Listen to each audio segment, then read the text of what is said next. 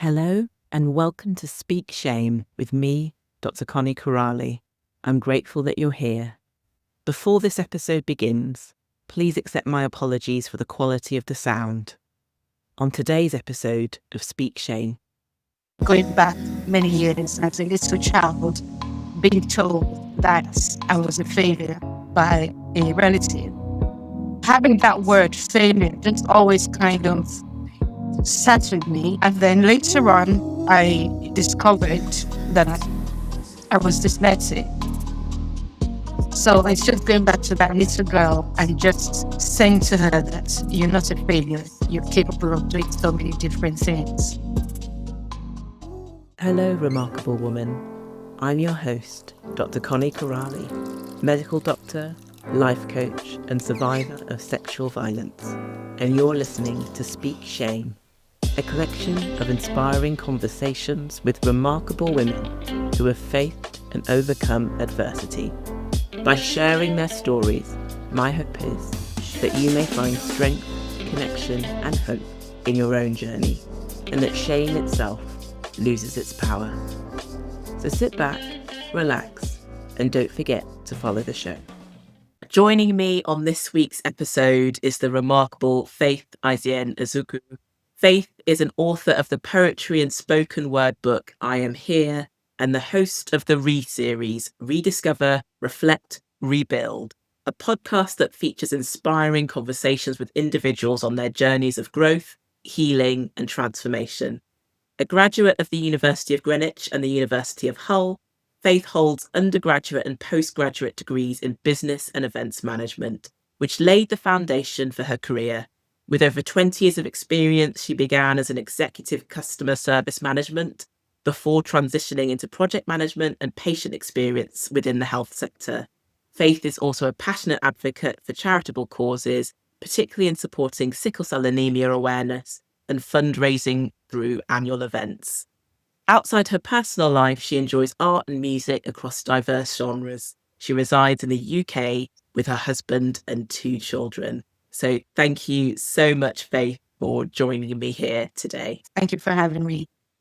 It's a real pleasure. It really is. I would love to get to know you better and for my audience to get to know you better.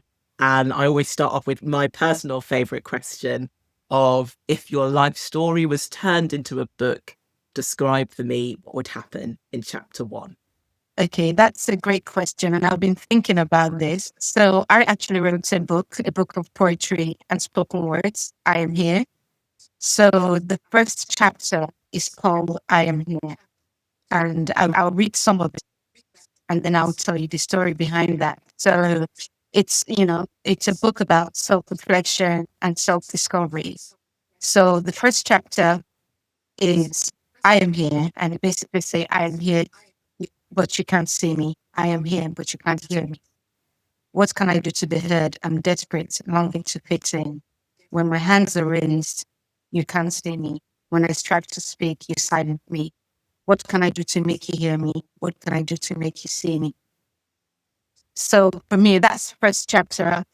It says a lot about how I guess I was feeling with regards to, going back many years and as a little child, being told that I was a failure by a relative.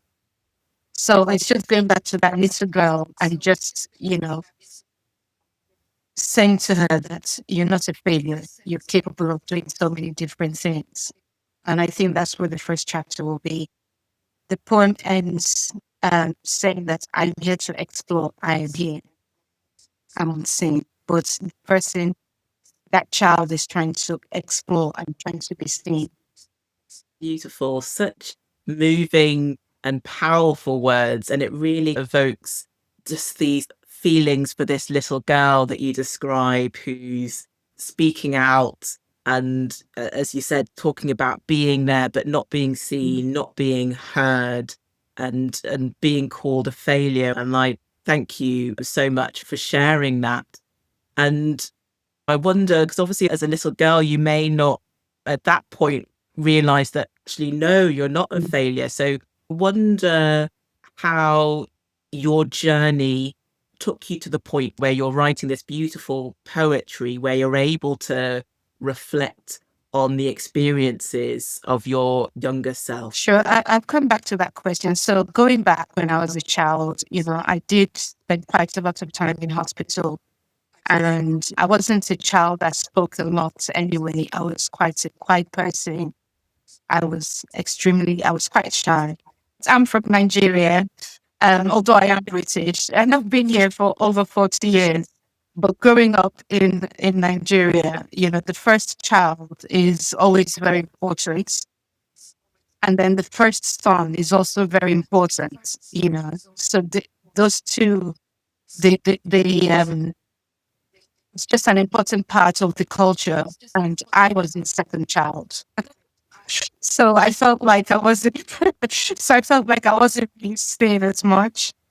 So I felt like, yeah, a lot of those things were in for me. But I'm not saying that I wasn't loved, but I just didn't feel seen. And also in Nigerian culture or in African culture, when you go to school as well, we have this system where, when you're in class, out of 30, your results are according to how you perform the class. And so you come first, second, third, fifth, up until, let's say, for example, 30. And I would always be one of those children that would come 25 or 28. I mean, it's not funny, but that's what it was like looking back. And so, having that word failure just always kind of sat with me, even when I came to the UK to study. And I kind of struggled a little bit because I just didn't see things like other people. I just found it difficult, to be honest. And then again, to me, that's word being called a failure. Kind of, it was almost like it was imprinted in me. But after I finished secondary school, or even when I was growing up, because like I said to you previously, I did not and talk a lot. So it gave me the opportunity to identify other parts of myself. I was a good listener, so I could listen to what people were saying because I never really spoke. And when I finished my GCSEs and when I finished, during holidays, I would work because I had the knowledge of being able to relate to people, understand people. I kind of did this type of um, work to find myself. How was that journey for you? Yeah, it was a lot of hard work. I studied quite a lot to try and just prove people wrong, to try and also please my family that I was able to do this. I worked really, really hard. I can see as well, because people often think when we're younger that, oh, well, you're a kid, you'll forget about it, or we're just doing it because we love you, we want the best from you. And this isn't any kind of criticism on the people who raise us, but we always have to remember, well, as a child, how do we perceive these events?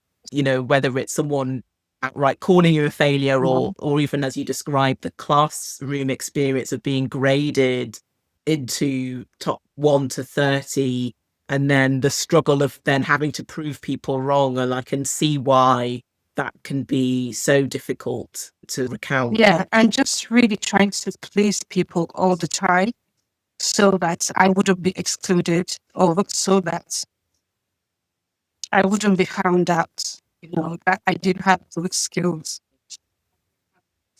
Yeah. I mean, I've never spoken about this before, but it was quite difficult. Yeah. Just, I just had to work harder than, I mean, I don't know how hard other people worked, but I just worked hard for everything. And then later on, I discovered that I was dyslexic. And so things became better for me because I had the support. I I had the support that I needed to be able to do the things I wanted to do. But even before that, I did work on myself quite a lot. You kind of go through like a self-reflection and self-discovery. You're looking at yourself thinking, okay, what I'm going to do is, I'm going to look at my strengths, I'm going to look at my weaknesses and where I can actually um, improve myself. So I went through that journey, and some of the things I did was I did a lot of reading, and now thanks to Audible, I read about 50 books a year, but I did a lot of reading, I did a lot of journaling, I did a lot of spending time with myself, just trying to, and worked in silence, just to try and achieve those things that I wanted to achieve. Uh, I started to kind of, because I didn't understand it before, but I give myself, discovered self-compassion because it was something that I never had. And, empathy and self-love. And those were the type of things that I did to try and kind of get to the point I am today. I can imagine that there are going to be so many people listening to this who can relate to your story, who have gone through life thinking that they're a failure, feeling really different to everyone else, having to work twice as hard as everyone else to achieve the same thing as their peers. And, when you talked about this sort of diagnosis, which obviously came quite later on in your life, of dyslexia, there'll be people who either have had something similar and have had this kind of later diagnosis in life and can really relate to the struggle of getting there. But also there might be people who are like, actually, maybe there is something that I need to get checked out because I struggle and I've always felt different. And so I really want to thank you for sharing that. And I also think it's wonderful how you talk about doing the work, in particular, finding that self-compassion, that empathy, the kindness for yourself as well. So thank you. Yeah, I just wanted to state as well that even with all the names being a failure, I was still the first one to get a degree in my family, so. But I worked my ass off, and I still got my master's and I've gotten so many qualifications. And I think it's because I was just trying to be enough because I felt I wasn't enough, But it was a lot of hard work, and when I wrote my book, it was after my father passed away because he was one person that I just wanted him to see my worth. I just felt like, why am I doing all this if I'm not even going to be recognized for it? And at that point as well, I was very well, and I just thought, there has to be more to life than this. I don't want anything to happen without me kind of pouring my feelings or my story in my book, which I've talked about, kind of like loneliness, because shame makes you feel that way because you just don't talk about it. I talked about other aspects of areas of my life, such as, my miscarriages, I talked about grief. And so because shame does all that, and I just really didn't want to go around with this burden, like this heavy baggage, and I just wanted to be free. Yeah. And I think it's a beautiful way to get all of those emotions out onto paper and to write about how you've been feeling. And actually, I want to know from you, how did you find the process of writing that book? Actually, very kind of liberating and just freeing and just, kind of like your weight off my shoulders, I made it as simple as possible so anybody could pick it up, being big dyslexic, I didn't want to use any type of complicated words. And I just wanted people to know that wherever they are in their journey, that they they are seen. Even though you think that you're not, you do belong. Because a lot of the time when shame overcomes you, you are trying so hard, and sometimes you just have to stop trying hard because you're enough as it is. But sometimes people don't understand that. Yeah, absolutely. And I think that it's wonderful to hear how doing this creative process was so liberating for you. And it kind of leads me on to my next question as well, in that if there's someone that's listening to your story who can really relate to it, that maybe hasn't gotten to the point where they believe that they're enough, they don't believe in their own worth, what advice would you give to them, or even what would you say to younger Faith, who maybe was at that point where she didn't believe in herself? Well, you have to meet yourself where you're at, and you just have to keep on believing that you can do it. If other people don't recognize what you have to offer, you know what you have to offer. Identify what your strengths are. I know this is not a marketing class, but I always sometimes do like a SWOT analysis of myself, just to see. So identify what my strengths still are, the opportunities, what are the things holding me back, how I can overcome those things to make an opportunity. So identify what you're good at. Listen, give yourself compassion on the days that you're not feeling great. Be kind to yourself. Find somebody that you can talk to. Um, and it's somebody that understands your needs, not just anyone. Because you can't ask a carpenter to fix an electric, you know what I mean? Find someone that that knows exactly what you're going through, or to some extent, and someone that can help you and support you. If you need help, just talk to someone. There are always people out there. And the other thing I would say is, read, read, and just try it. Even when you find it difficult, there's so many different options now. During those times, I didn't have that, but there's so many things available today that people can use, and there's so many tools as well that people could use to identify if they're dyslexic or not. And as well, don't make yourself small. If you have an idea, share it, because you never know where those ideas will take you. Because I missed out on so many opportunities just trying to keep myself small and not going, for those dream jobs. Such great advice. And I really think so many people are going to benefit from that. And your story is so inspiring and will be so relatable to so many people. And it leads me on again to the work that you are doing today and the book that you've written. I wonder if you find that it's helped connect you with other women who maybe have gone through something similar.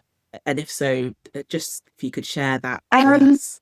Well, so I haven't actually shared my story with so many people as such. I did have a book launch. I do mentor people on the side, although I don't have a mentoring program. But I'm still developing it on the side. So that's what I'm doing at the moment.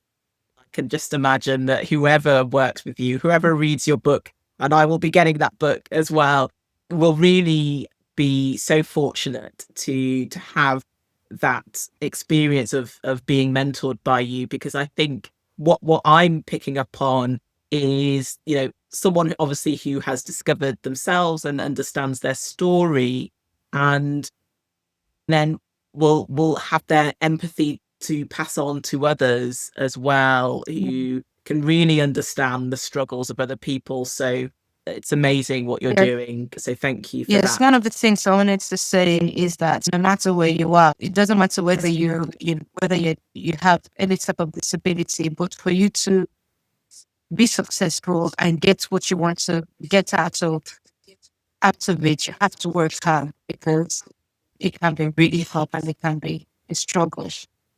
So you have to be prepared to also put in the work. And one of the things that I picked up from your story, and you asked earlier about whether that sort of African family tradition was something that I was familiar with, and certainly am with my Ugandan heritage, born in the UK, but Ugandan heritage. And as you talked about being the second child, I was like, I can relate to that because I was middle child and I've got older sister, younger brother. So I can completely understand that whole having to prove your worth as someone who kind of grew up in a similar setting.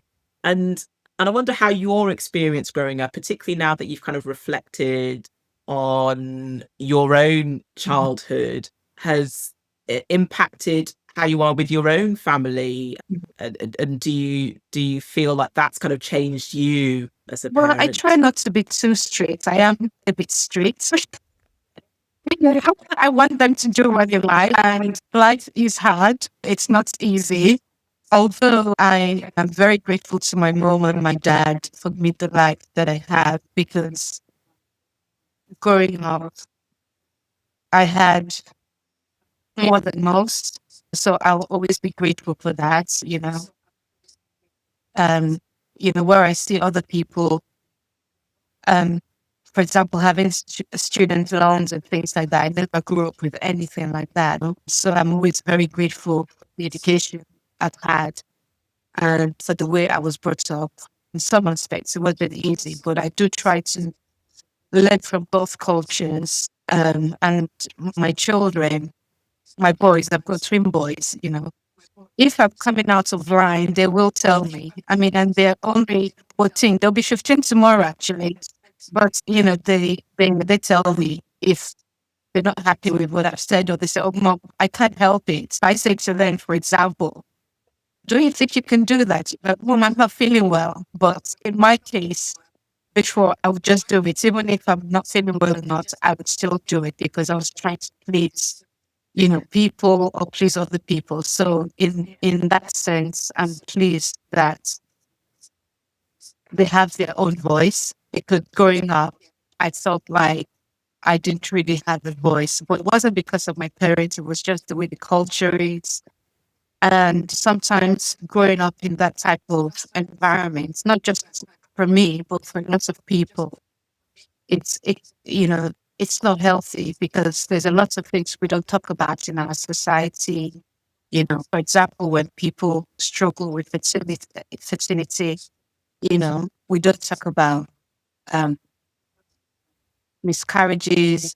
We just don't talk about feelings, and it's just, it really does affect people. People don't talk about it because of the culture, but it really does have an impact on people's mental health, you know, confidence, them going by everyday issues. So I think it's really important that we, you know, certain things we discuss in our society. But I do try to be as gentle as I am, but I'm still tough with my children, because it's important that they know that life is not easy. For you to get anything of value, you have to work hard.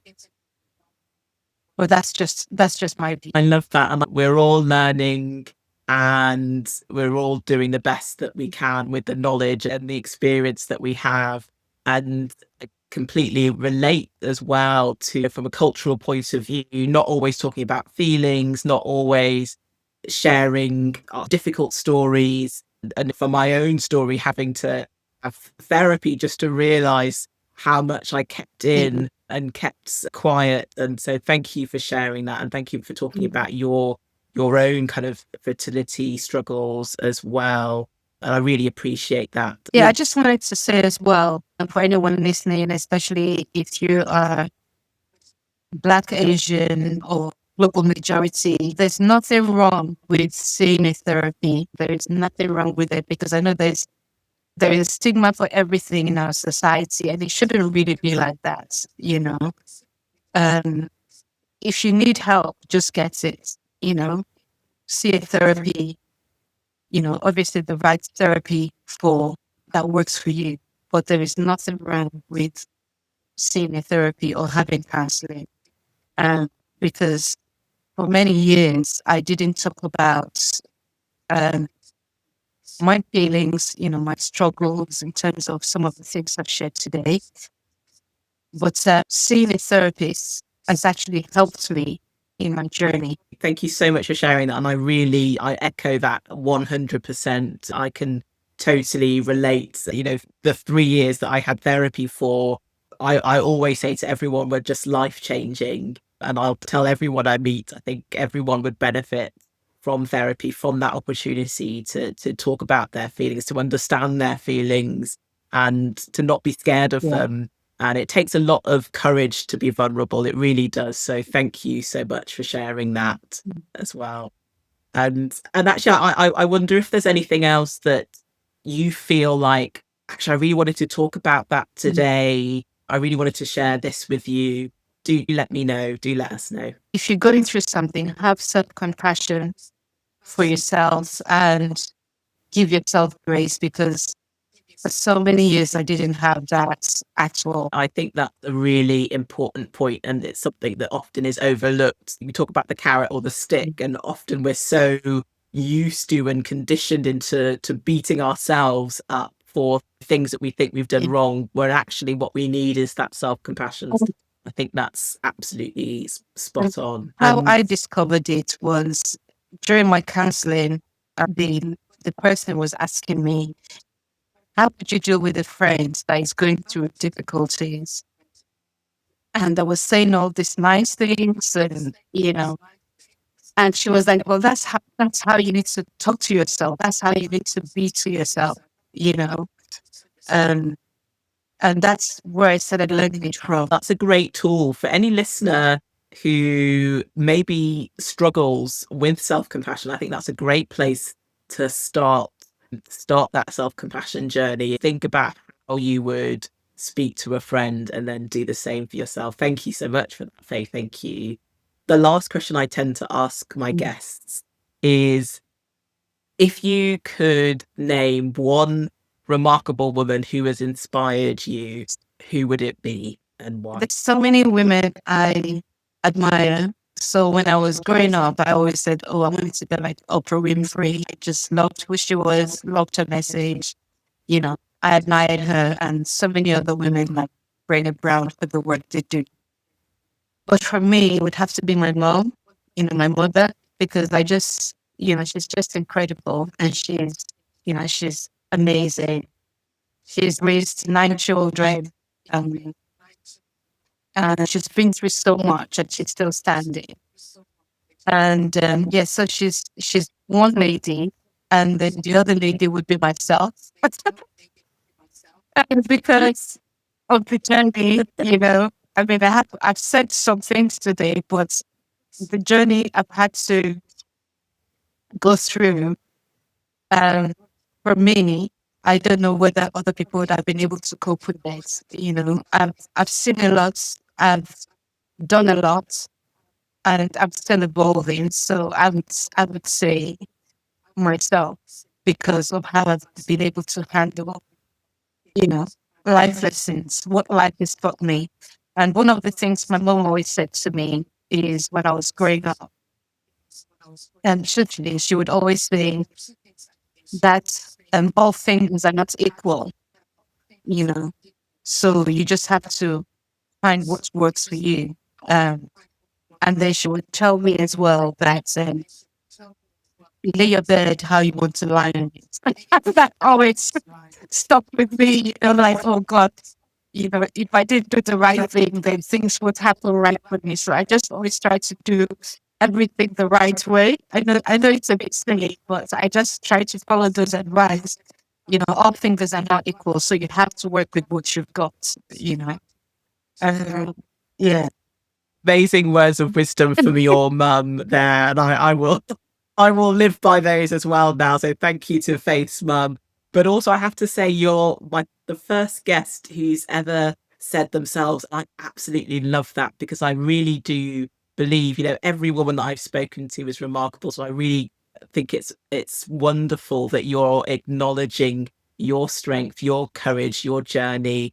And from everything that you shared with me today, I can see why you have just obviously developed that self-love, and I can see that amazing journey that you've been on. So thank you so much, Faith, for sharing your story with me and my audience today. Yeah, I just wanted to finish up very quickly. The last page in my book, which is also called I Am Here, I'll just like to read that. It says, I am here.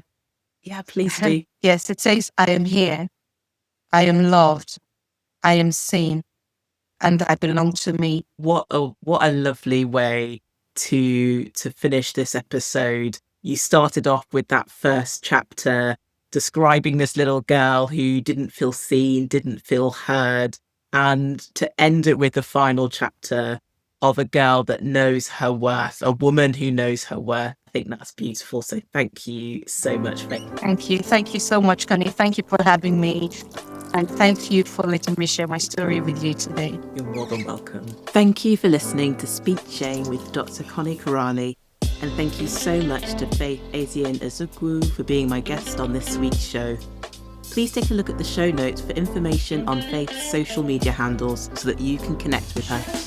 If you'd like to join the community, head over to @Dr. Connie Kerali on Instagram.